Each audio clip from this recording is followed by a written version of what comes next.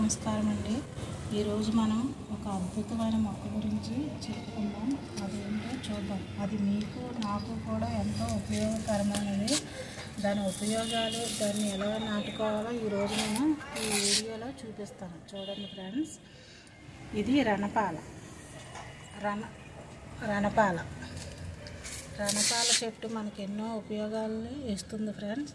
ఈ రణపాల ఆకును ఉదయాన్నే 4-5 ఆకులు తీసుకొని నీటిలో మరిగించి దాన్ని వడకట్టి దానికి తేనె కలుపుకొని రోజు తీసుకుంటే కిడ్నీల రాళ్ళు కూడా కరిగి బయటకు వస్తాయి ఫ్రెండ్స్.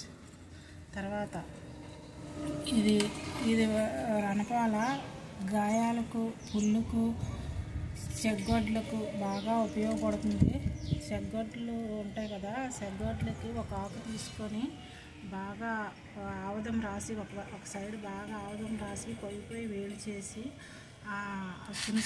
సునిసిరి అంటే చెగ్గొడ్లు ఉంటాయి కదా, దాని మీద ఇలా పెట్టి కడితే అది రాత్రిపూట కొడితే ఉదయానికి పగులుతుంది. పగిలితే దాన్ని మళ్ళీ క్లీన్ చేసి మళ్ళీ రెండో వైపు ఆకు తిప్పి బాగా ఆముదం రాసి వేడి చేసి ఆ గాయం మీద కడితే తొందరగా మానుతుంది. అలాగే గాయాలు పుళ్ళు ఉంటాయి కదా, వాటికి 4-5 ఆకులు తీసుకొని ముద్దలా చేసి అందులో కొద్దిగా పసుపు వేసి బాగా ముద్దలా నూరుకొని అది పుళ్ళు మీద గాయాల మీద పెట్టుకుంటే తొందరగా మానుతుంది ఫ్రెండ్స్. చెవులో పోటు చీము కోరుతుంటుంది. ఆ చెవులో పోటు చీము తగ్గాలంటే ఈ ఆకును నలిపి ఆ రసం తీసి 2-3 చుక్కలు చెవులో వేసుకుంటే చెవులో నుంచి చీము కారడం, చెవి నొప్పి తగ్గుతుంది. తొందరగా చెవి నొప్పి నుంచి ఉపశమనం ఇస్తుంది. తర్వాత విరోచనం ఉదయం కూడా తొందరగా మోషన్ అవ్వదు. చాలామందికి చాలా ఇదిగా ఉంటుంది. వాళ్ళు కూడా దీన్ని రోజు మరిగించి తేనెతో పాటు తీసుకుంటే ఫ్రీ మోషన్ అవుతుంది రోజును. ఇది రణపాల లివర్కి కూడా చాలా బాగా పనిచేస్తుంది. లివర్ని శుద్ధి చేస్తుంది. కడుపులో మంట అలాంటివి ఏమైనా ఉంటే అలసర్లకి, కడుపులో మంటకు కూడా చాలా బాగా పనిచేస్తుంది మరిగించి రోజు తీసుకోవడం వల్ల. పచ్చిగా తీసుకోమని చెప్తారు కానీ పచ్చిగా తీసుకునే కన్నా మరిగించి తీసుకుంటే బాగుంటుంది. మరిగించే తీసుకోండి ఎవరైనా సరే. రోజుకు ఒక ఆకు తినమని చెప్తారు షుగర్ ఉన్న వాళ్ళకి కానీ మరిగించి తీసుకోండి. మరిగించి తీసుకుంటే దీని బెనిఫిట్ ఉంటుంది బాగా. ఇప్పుడు రణపాలను ఎలా పెంచుకోవాలో చెప్తాను. ఈ రణపాల మొక్క ఆన్లైన్లో తీసుకుంటే రేట్ ఎక్కువగా ఉంటుంది. అందువల్ల ఇది ఉపయోగకరమైన మొక్కబట్టిగా ప్రతి ఇంట్లో నాటుకోవాలి. నాటుకుంటే మన ఆరోగ్యం బాగుంటుంది. అందువల్ల ఎవరైనా మీకు తెలిసిన వాళ్ళ దగ్గర కానీ చుట్టాల దగ్గర కానీ ఒక మొక్క ఉంటే ఒక ఆకును తీసుకొచ్చి ఆకు ద్వారా ప్రాపర్గేట్ చేసుకోవచ్చు. ఒక మొక్కను తీసుకొచ్చి ఆ మొక్కని ఇలాగనే పెట్టవచ్చు మట్టిలో. లేకపోతే ఇలా మొక్క ఉంటుంది కదా, ఈ మొక్కని ఇలాగైనా నాటుకోవచ్చు. ఈ కొమ్మని ఇలా నాటుకోవచ్చు. లేకపోతే ఒక కొమ్మ ఇలాగ ఇరిసేసి మధ్యకి ఇలాగైనా పెట్టుకోవచ్చు. మనం ఎలా పెట్టుకున్నా సరే ఈ సైడ్ నుంచి మొక్కలు ఎన్ని మొక్కలు కావాల్సి అన్ని మొక్కలు వస్తాయి మనకి.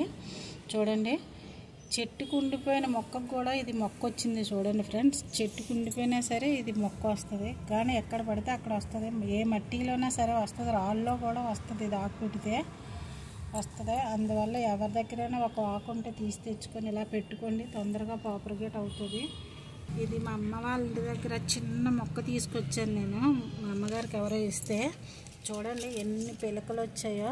ఒక్క పక్క నుంచి చాలా పిలకలు వచ్చాయి. చూడండి, ఈ ఆకులోంచి కూడా మొక్క వస్తుంది. అలాగే ఈ చిగుర్లన్నీ మొక్కలు వస్తాయి. చూడండి, ఈ చిగుర్లు మొక్కలు ఎలాగ వస్తున్నాయో. ఇది వెయ్యకపోయినా సరే వస్తాయి కానీ లేటుగా ప్రాపర్గేట్ అవుతుంది. అదే మట్టిలో అయితే తొందరగా ప్రాపర్గేట్ అవుతుంది. చూడండి మొక్కలు ఎలాగ వస్తున్నాయో చిగుర్లు. ఒకసారి ఇంకో చూడండి, వేరే ఇక్కడ ఉంటే ఇవన్నీ మొక్కలే వస్తున్నాయి. చూడండి ఫ్రెండ్స్, అలా మాకు ఎక్కడ పడితే అక్కడే మొక్కలు వస్తున్నాయి.